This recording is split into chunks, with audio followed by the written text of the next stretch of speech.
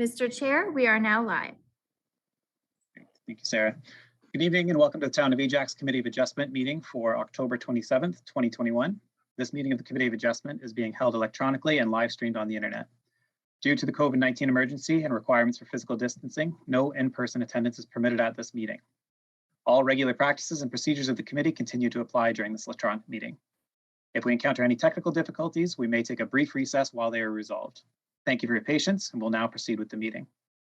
Before moving on to the application portion of this evening's meeting, I would like to confirm whether there are any disclosures of interest from members of committee. Seeing none. Great, thank you. And if we can look for adoption of the minutes from the meeting from September 29th. Wasif. And is there a seconder? Mark. Thank you. All those in favor? Great, the meeting minutes from September 29th have been adopted.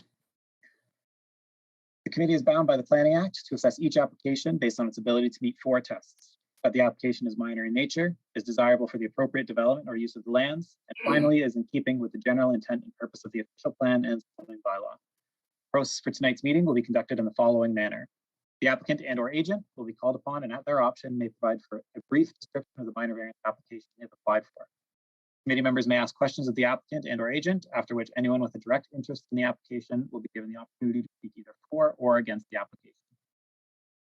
Once a motion is put forward by a committee member, there will be no further input from the applicant or anyone having interest in the application. After a decision is made, notice will be sent out and there will be a 20-day appeal period. Anyone having interest in the application may appeal to the Ontario Land Tribunal within 20 days of the decision of the committee. After 20 days, the decision will become final and binding. If a building permit or other approval are required, they may be filed during the appeal period. However, no building permits will be issued until the appeal period is over and the decision becomes final and binding. A respectful decorum during this evening's proceedings is expected of all present at all times. And beginning with introductions of members of committee, we have Mark Pavlik, Cecil Ramnath, Wasif Ahmed, Laurie Roberts, and I'm the chair of the committee, Greg Whitfield. And with us from town staff this evening, we have Eric Simpson, senior planner and acting secretary treasurer for the town of Ajax. First application for this evening's meeting is application A36/21 for the southeast corner of Roslyn Road West and Harkins Drive. The variances being requested tonight are to permit a platform, regardless of height, above finished ground level, to have a minimum setback from the front lot line of 0.6 meters, whereas the setback from the front lot line will vary depending on the height of the platform.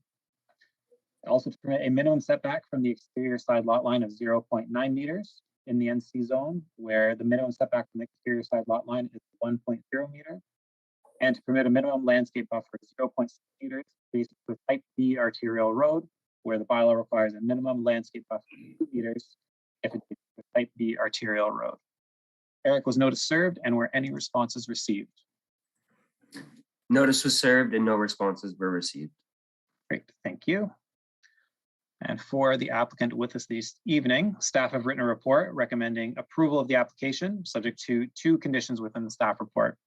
1, that the owner or applicant obtain approval of site plan application SP6/15 to the satisfaction of the town, or this decision shall become null and void. And 2, that the owner or applicant obtain all necessary building permits from the town's building services section, or this decision shall become null and void. For the applicant, have you received a copy of this report? All right, thank you, Mr. Chair. Can you hear me? Can you? Okay, yes, Chair Whitfield, yes, we have received a copy of the report.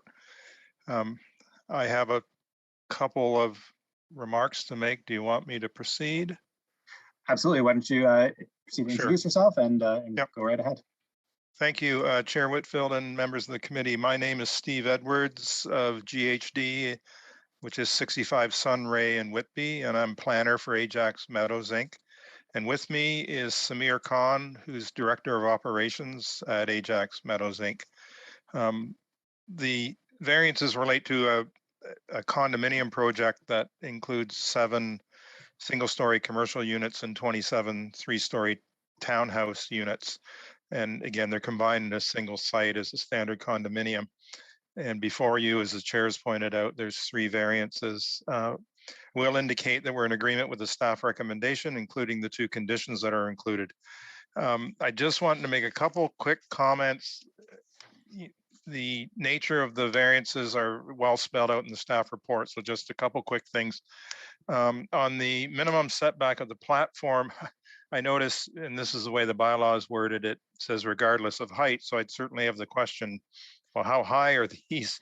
And actually looking at the site plan, the porches, which is really the reason for the encroachment or what the item encroaching, are really 2 risers high. So that's 0.45 meters or 1.5 feet above grade. On the minimum setback to the exterior lot line, that's sort of applying to the commercial building. And there's a variation, but the smallest encroachment is down to 0.9 meters. Notwithstanding that, I just wanted to indicate that there's very much sufficient area on the Roslyn Road side for landscaping in front of the commercial buildings. So it's not reduced in all locations to the point where there is no landscaping. There is ample landscaping. And finally, the third one also, it applies really to a setback to in the northeast corner. And again, there's a reduction of setbacks required, but while there is some encroachment there, again, there is more than adequate space for sufficient landscaping, and there is a fairly robust landscape plan on that side. The other thing within that buffer to Roslyn Road, we also have a multi-purpose path and a sidewalk, so there's more than adequate buffer. I think the variances are in line or reflect the site plan as it's been reviewed, and it has been through 4 or 5 submissions and ready to be approved. So in conclusion, the variances would implement that site plan that's been through the process internally with staff. We'd submit that the variances meet the requirements of the act, and the staff report also indicates that. And I don't know whether Samir has anything he'd like to add. That would be the only other thing. Oh, actually, no. Hi, Chair Whitfield. Samir Khan. No, that's straight to the point, actually. Thank you. Okay. And we'd attempt to answer any questions. Thank you. Great, thank you very much. Do members of the committee have any questions for the applicants? Cecil? Yes, I do have, thank you, Chair. I do have a related question. Through the chair, I often see a school crossing guard at the corner of Hawkins and Rossland. Now with the widening of Rossland Road and the increase in traffic flow as a result of the development, do you see any safety issues arising at this intersection? And if so, what might be the planned remedies? And that is to staff. Through you, Mr. Chair, unless that was directed to staff, I guess I should ask that first. Yes. I can speak to it first if you'd like. Yeah. Through the chair, through the widening of Roslyn Road, I believe our transportation services section is actually implementing a pedestrian crossing system right at that intersection. So that's intended to help out a lot. Other than that, our traffic sections reviewed this site plan since day one, and like Steve had mentioned, it's been through various reiterations. So staff do not have any safety concerns, and with the proposed road improvements, it's expected to even increase the safety for pedestrians. Yes, so through the chair, I do have a follow-up on that. Can we be a bit more specific about, the talk about making that intersection a bit more safe? Are there going to be like traffic lights at that location? Do you know, or is that something that is down the pipe in the future? Through the chair, so I'm not involved in that project as a transportation section project, but I believe they were considering lights. So there'd be a formalized crossing, and if not lights, they do what they've done actually in a couple other sections of the town. I'm not sure if you're familiar with, just trying to think of Ritchie Avenue area. Yes.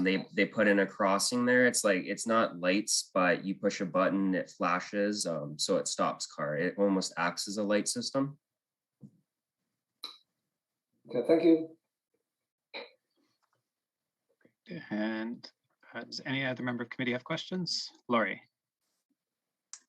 Thank you very much, Mr. Chair.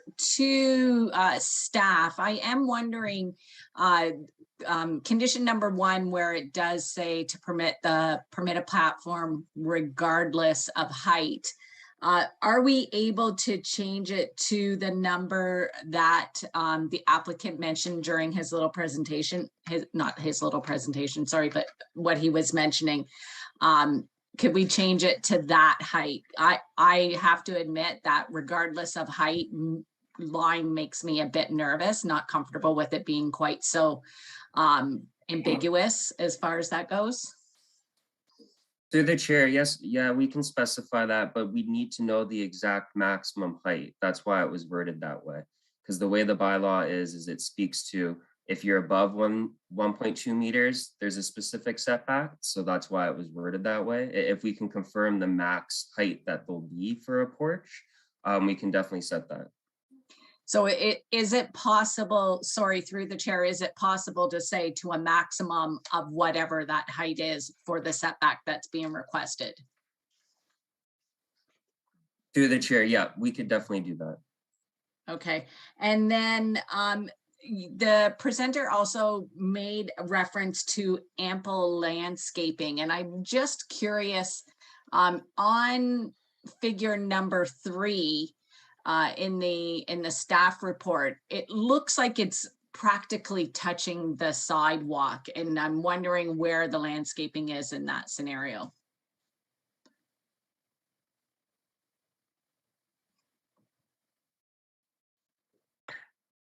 Through the chair to Lori, figure 4 has that pictorial view. I found that to be useful. Thank you. Yeah.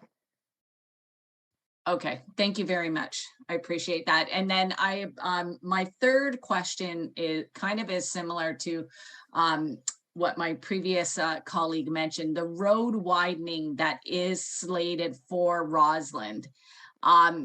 And the setbacks for this property in relation to the existing fairly significant pathway that is there right now, is that going to be affected once that road is widened?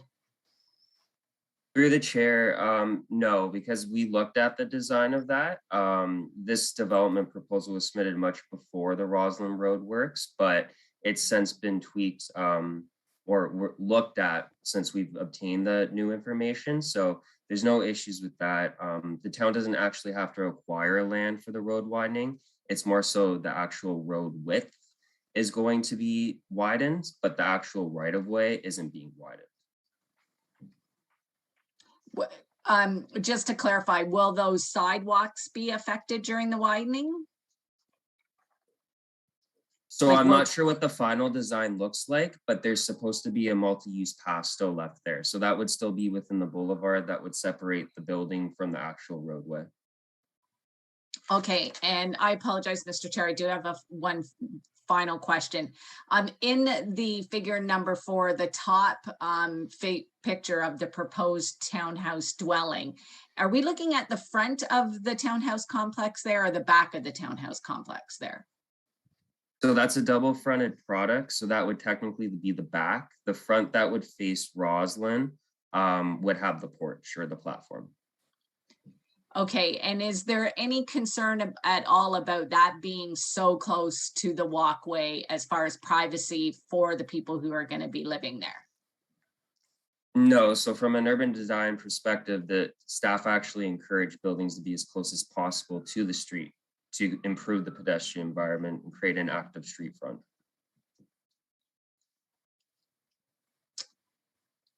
Okay, that's it for my questions. Thank you very much. Great, thank you, Lori. Any other members of committee have questions for the applicant or staff?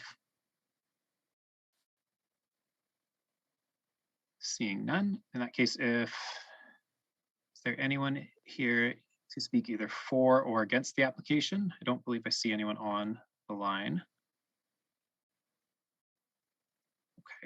In that case, if we can look for a motion, please. Lori?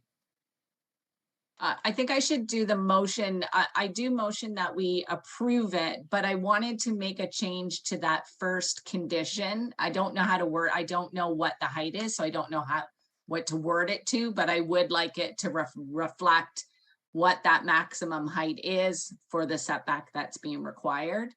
Other than that change, I do recommend that we approve application A36/21 as it meets the 4 tests and is minor in nature. Sorry, before we go for a second, or maybe we should clarify that condition. So we do, obviously, Eric, I'm not sure if you have the plans in front of you, and they may change depending on where the application is in terms of site plan approval.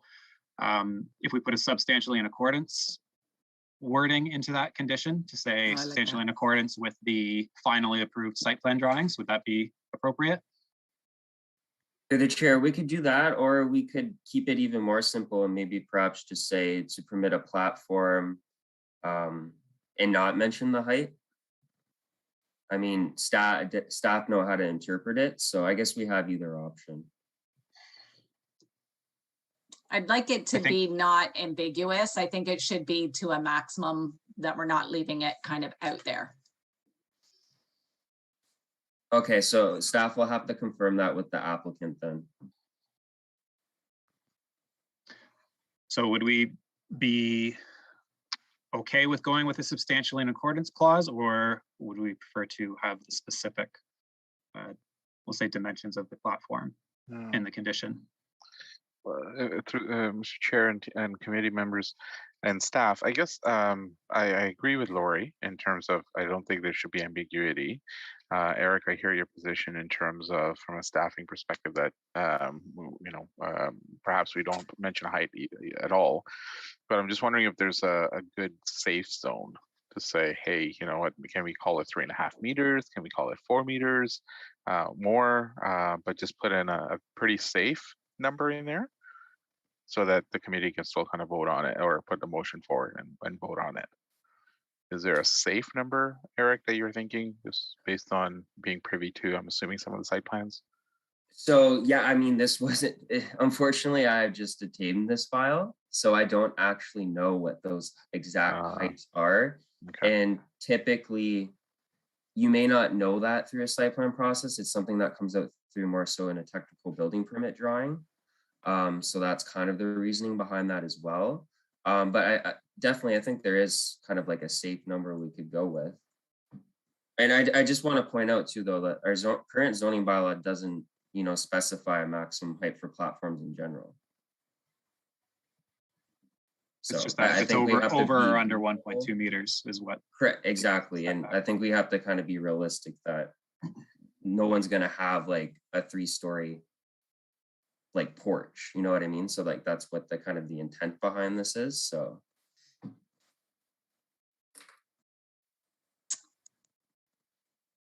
what if is everybody comfortable? What's the phrasing that you used again, Greg? The in accordance? I would say to permit a platform. Sorry, give me 1 second to think about it. Sorry. No, that's okay. I know the intent in my head, but it's just the correct wording. I want to make sure we nail down. To permit a platform regardless of height above finished ground level and substantially in accordance with the approved site plan drawings to have a minimum setback from the front lot line of 0.6 meters. Eric, you'd mentioned that the details of the height of the platform likely wouldn't come in until the building permit, but wouldn't the elevation drawings of the approved site plan package show the elevations and technical dimensions? I'm having a look through that right now. Has the site plan application been approved? Or is No, it still? No, Okay. it hasn't. Yeah, and I just took over this file, so that's why I'm not too familiar with the exact height. So what if we go a little bit more generic than Mr. Chair, to permit a platform in accordance with the site plan application to have a minimum setback from the front lot line of 0.6 meters?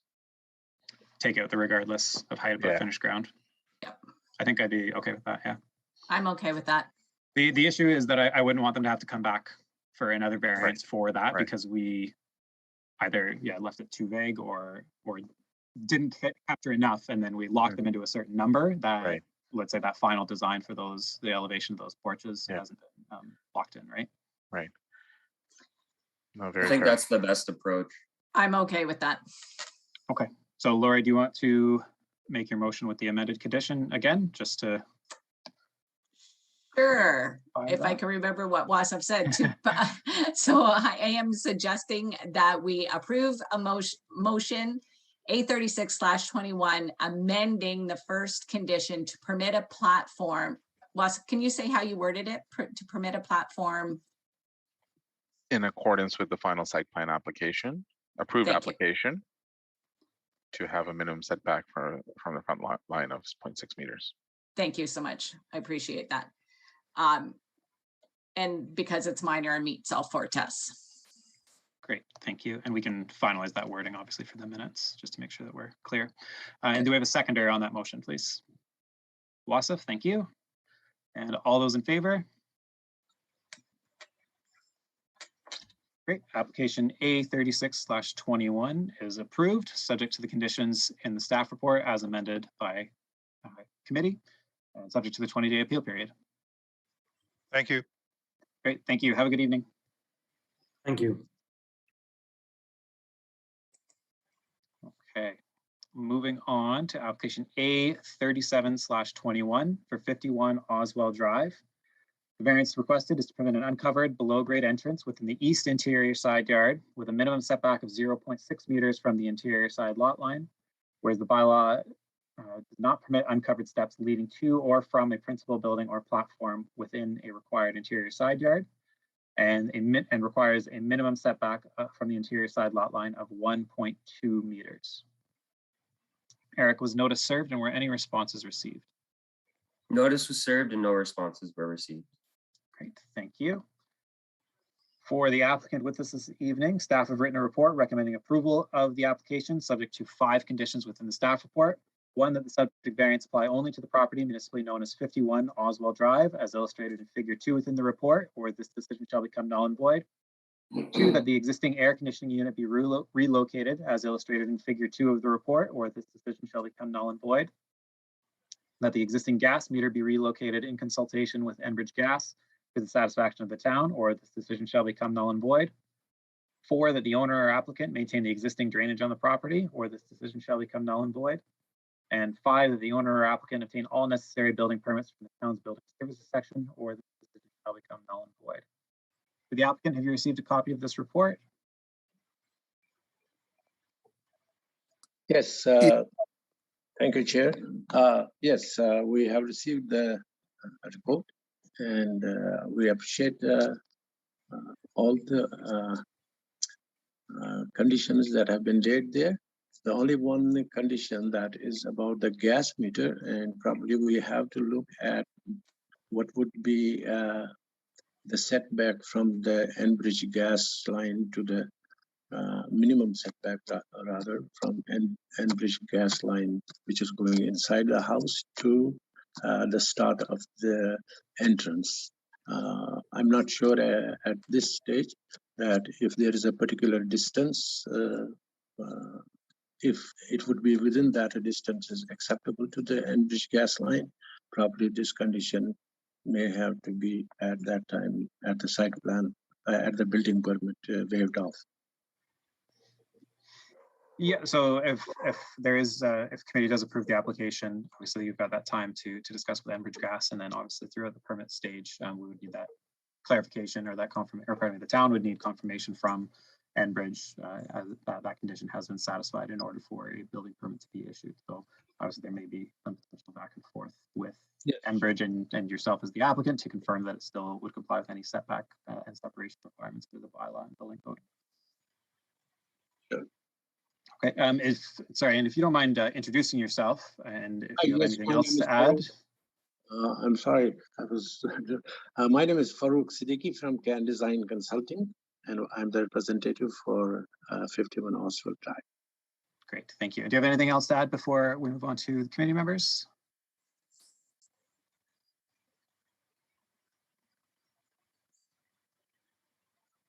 No? Okay. Members of committee, do you have any questions for the applicant this evening? Wasif? Just a quick question, maybe it's for staff perhaps, but where is that gas line? I don't think I saw it in figure 2, or perhaps I'm just not familiar with the notation. Through the chair, yeah, so the gas meter wasn't actually illustrated on the site plan. It's something we discovered after, just through Google imageries and site visit stuff. So that's why that condition was thrown in there after, because we're not entirely sure of its exact location, but from a street view perspective, it appears to be right around where they're proposing the below grade entrance.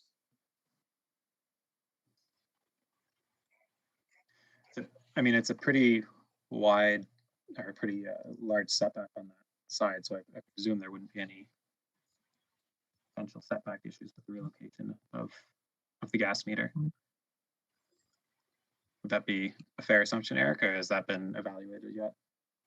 It's not so much that like the access around, it's just making sure the like actual below grade entrance isn't in the way of the gas meter. Okay. Yeah.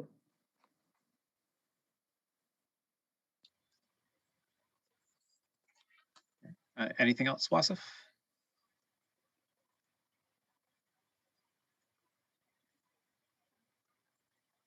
I think he's frozen. They might be frozen, yeah. If does any other member of committee have questions for the applicant or staff? Laurie? Yes, through you, Mr. Chair, to through staff. So in the very first paragraph of the staff report, the background and proposal, it goes on there to explain that a secondary dwelling could not be accommodated in this property because of the front porch design. I understand that this is the contractor who's doing the application for us, and I'm just wondering, is the applicant fully aware that the ability to put an accessory apartment does not exist for this property, even once that extra door gets put in? Maybe Yes. just sorry, maybe just to clarify quick, Laurie, without another variance request. Thank you. Correct. Yes. Yeah. Thank you. Yes. Through the chair, so a variance wouldn't, so staff have already communicated this when they submitted, and a variance isn't an option because they can't, the way the house has been designed, where the front porch projection is, there's no way to widen the driveway. So there wouldn't be an even ability to, do a variance or anything like that. It's just the 3 parking spaces can't be accommodated on site. Okay, sorry, thanks for clarifying, Eric. Thank you. I'm not assuming that that is the intent of this second door, but I just think that it should be, the owner should be aware that opportunity doesn't exist, and then what the ramifications are of just going ahead and doing it without getting the permit or anything to that such. So that was just expressing a concern in regards to that. Thanks.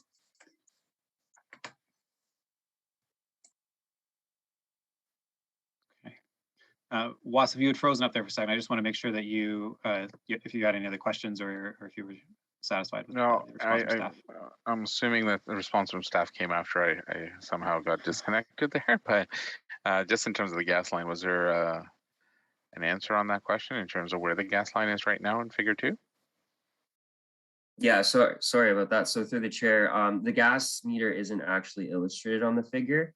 Staff don't know the specific location. Perhaps the owner could speak to that, but that's why that condition's been thrown in there, just because based on a street view, it looks like it's awfully close to where they're proposing the below grade entrance. So we just want to ensure no conflicts between the two.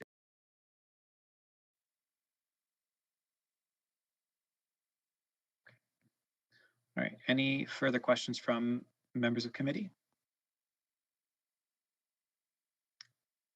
Seeing none, is there anyone here to speak either for or against the application this evening?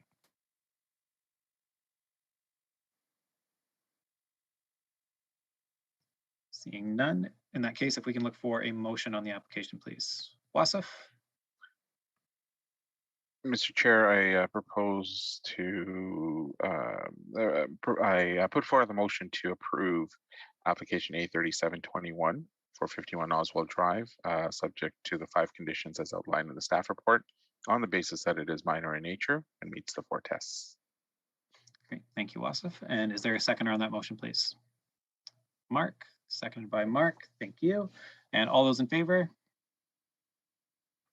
Okay, all in favor, application A37/21 is approved, subject to the conditions within the staff report and the 20-day appeal period.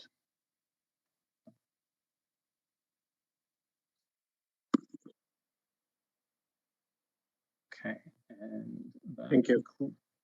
You're welcome. Have a good evening. You too. Thanks. Thanks, everybody. That concludes the application portion of this evening's meeting. Members of committee or staff, if there's any other business you'd like to discuss before adjourning. Seeing none, in that case, if we can look for a motion to adjourn, please. Wasif, thank you. Seconder, seconded by Mark. All those in favor? Great. This meeting is adjourned. Thank you, everyone. Have a good evening.